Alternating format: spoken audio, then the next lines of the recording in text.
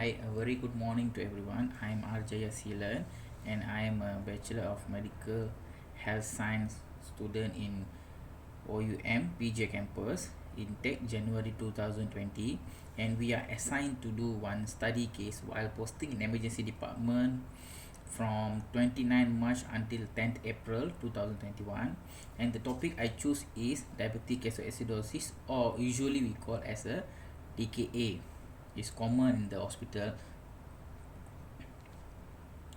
Okay, before we are going to know about the case, I would like to give some useful information about diabetes mellitus. Diabetes is a condition where body can't produce enough insulin, and in another condition the body does not properly respond to the insulin. Okay, this is pancreas. Okay, what is insulin? Insulin are produced by a organ we call pancreas. And maybe some of you asking, what is so important of insulin in our body? Yes, insulin are produced by an organ called pancreas, and function is to help cells to absorb glucose in order to turn it into energy. So what will happen if the glucose that we are taking is not burned into energy? So think about it. There are three main types of diabetic. Diabetes type 1 is called an autoimmune disease, meaning the body attacks it. For an example, when a child having a high grade fever, and the autoimmune system will be activated, and indirectly it will attack the pancreas. It is not happen in only normal fever cases. It's happen when there's a very strong autoimmune are activated. So it is usually happen in child and young adults. The type 2 diabetes, also known as juvenile diabetes. The patients are insulin dependent and the pancreas does not produce insulin. It is very important to know. Okay, what is the type 2 diabetes? And the type 2 diabetes typically diagnosed in adulthood and also found in overweight children. They are not insulin dependent, and the pancreas are failed to produce and properly use insulin. Okay, we go to the third type of diabetes, and it is only happens in pregnant women without previous history of diabetes, and it's called gestational diabetes.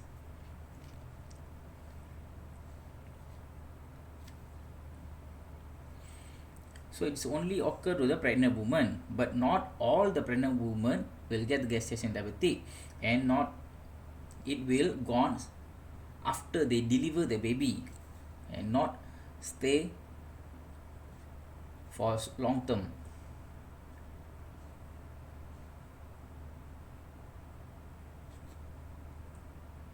Okay, now we are asking, what is the normal glucose level? Yes, the best thing you want to know the glucose level is by fasting.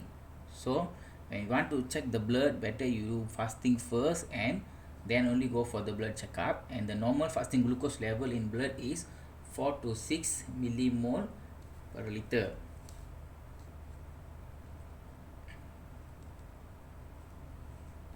Okay, now we are going to about the DKA to know something interesting. Okay, body and cells are need energy but didn't get any glucose. So what will happen? The body will burn the fat in the body, in our body, to get the energy. It is automatically will happen even though we didn't eat. So the ketones are needed to burn the fat into the energy, and ketones are chemical that which is create in our own body. The blood become acidic when large amount of ketones are going into the bloodstream.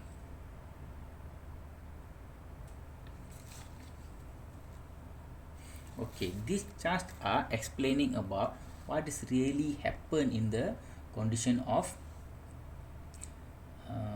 DKA and how it's affect our kidney and also the bladder and will make us very dehydrated. Okay, firstly, without the insulin, glucose unable to produce the body. Okay, this is the problem when the the pancreas cannot produce the insulin. And the second thing, what will happen, the liver will produce more glucose to feed the body to get the energy. But what will happen without the insulin, the glucose they produced by the liver cannot turn into the energy. So the body need find alternative source to of energy to start breaking down fat. The breakdown of produce ketones, which then build up the bloodstream.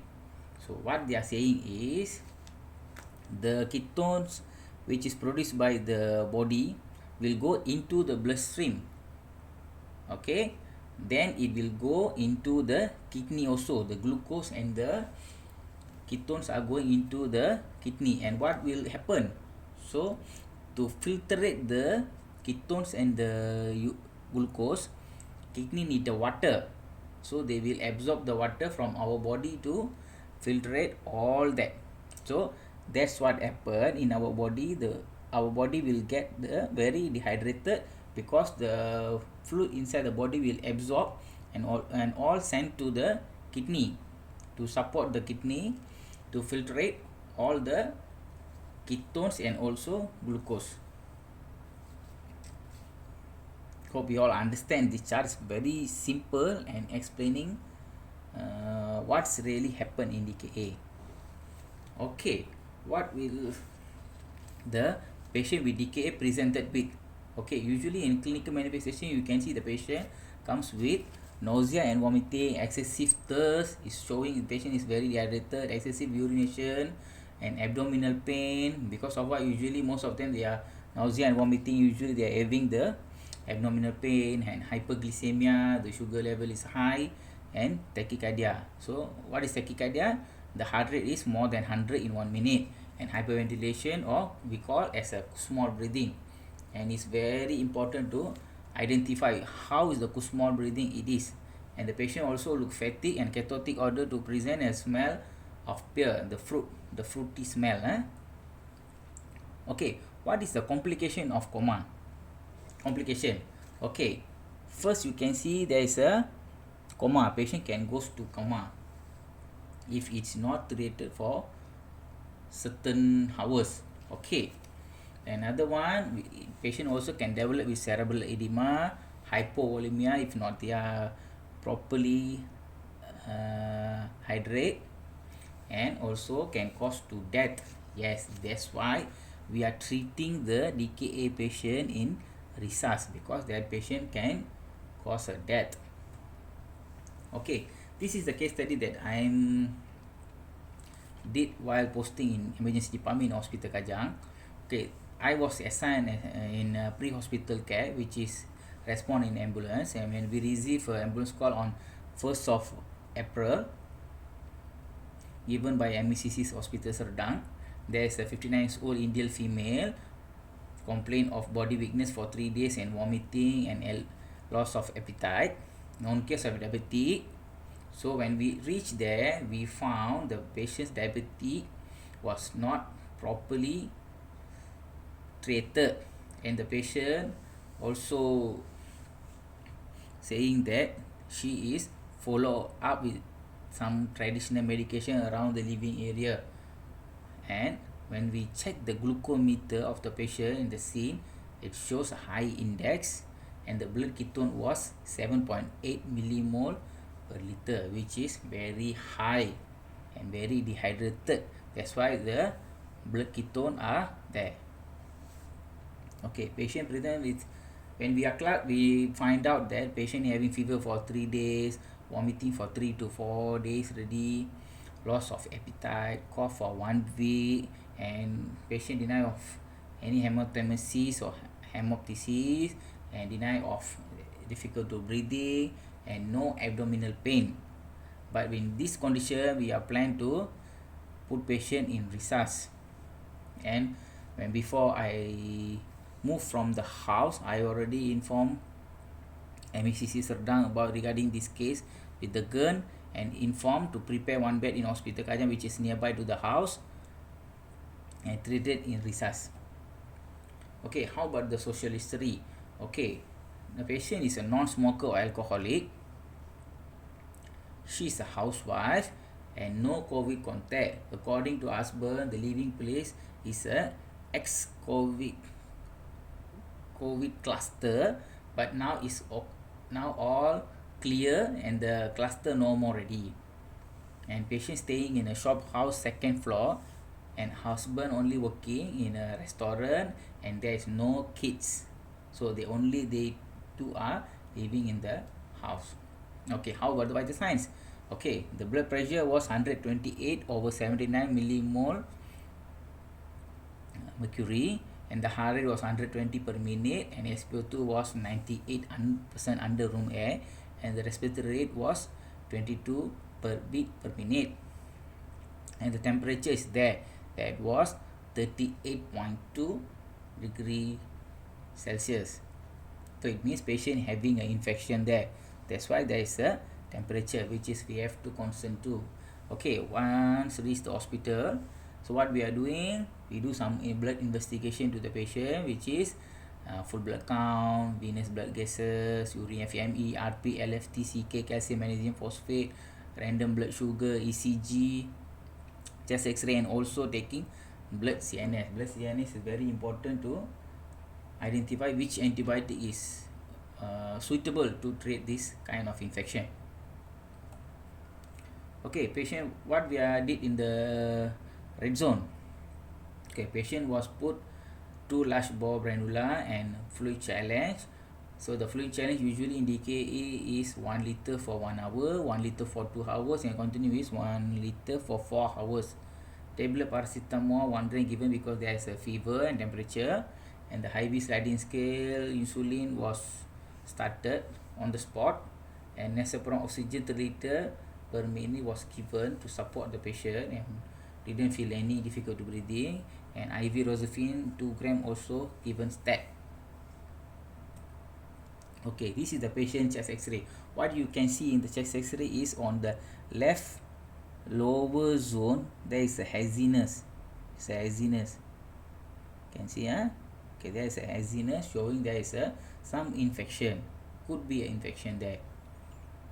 Okay, and this is the patient's ECG, electrocardiogram, and shows there's no arrhythmias, and this is a sinus rhythm and shows as a sinus tachy with heart rate around 120 to 122, something like that.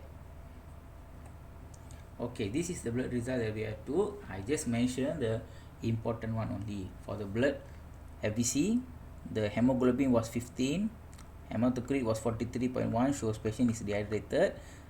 Total white count was 16.7, which is look very high infection, and the platelet was 465, which is not a dengue case, but there is a raise of total white count.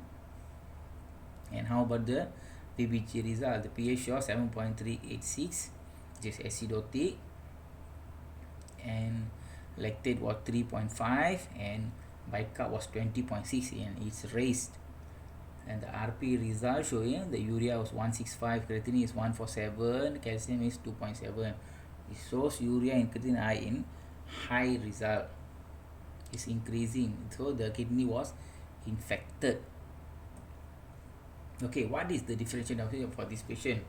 Although we are treated this patient as a DKA, but there are some other things that we have to rule out, which is like sepsis, because you can see there is a temperature, patient having cough, and the chest X-ray got haziness, and also the WBC was 16.7, which is shows a high range of infection. And second one is a community acquired pneumonia or CAP. This is also related to the infection in the lung, the chest X-ray, and also the WBC count. Okay. And the third one is severe acute respiratory infection, SARI, TRO, COVID-19. Because of patient is living in the X cluster area, it could be a COVID positive also, because of what the husband's hygiene was not that good and only wearing a normal mask and not a triple mask. So it could be a breach of PPE causing, and husband is the one who bring the virus to her. Maybe is in maybe in case, because patient have other symptoms like changes in the chest X-ray, raise in the WBC, patient having cough, everything like that. And the fourth differential diagnosis was acute kidney injury. You can see in the RP there's a raise in the creatinine and urea, which is shows the kidney was injured or infected. Okay, and the fifth one is uncontrolled diabetes mellitus, and is one of the main cause, because you can see the glucometer is high index and patient is not follow up properly in any government clinic or private center and taking the traditional treatment only. So that's not a proper follow up, and the sugar level shows high index and is maybe a uncontrolled diabetic also, which is you have to concern and make sure the patient follow up with nearest clinic. Okay, that's only from me. I hope you all get some good new information from my study, and the explanation about the diabetes and the diabetic ketoacidosis is very useful for all of you all. And thank you for your attention. Thank you so much. Bye.